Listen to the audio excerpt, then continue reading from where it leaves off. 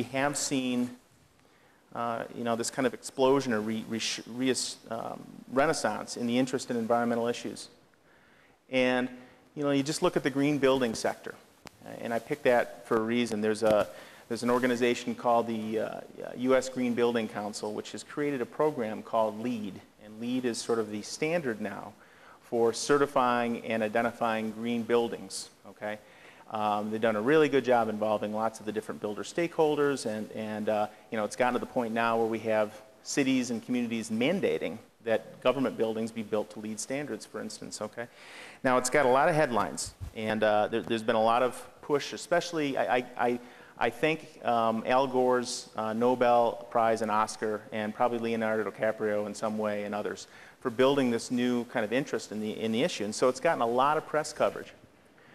So, if you think of, and if you go to green building conferences, there's lots of people that are attending these sessions and trying to learn more about green building issues, and all is hunky-dory and rosy.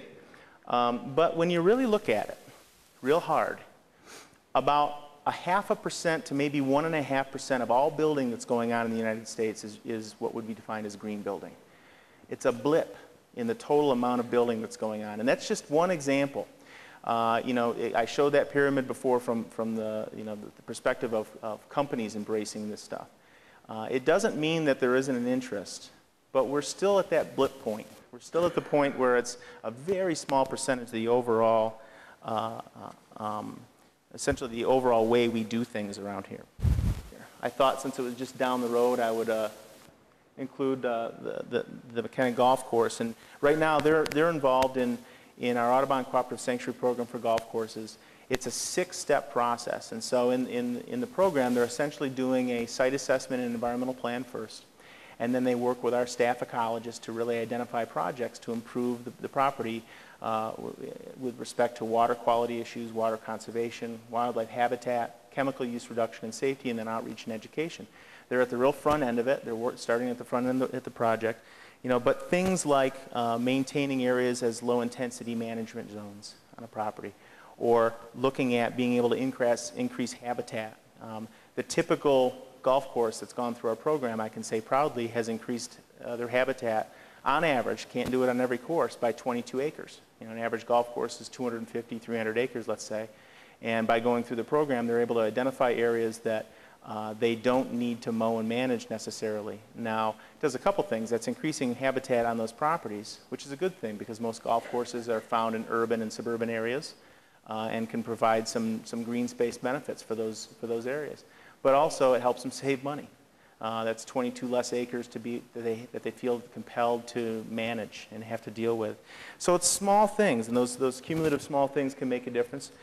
Well, a lot of what we do in our programs is just the basic understanding, kind of a building or reintroducing people to the idea that when it comes down to it, water is a pretty critical issue anywhere you go. And there are some very easy things you can do to start looking at, as I've showed you before, dealing with water issues. This is a picture of a littoral shelf here, which is basically vegetation that's been put into this water feature to improve water quality. We're interested in seeing not necessarily this, but this, okay?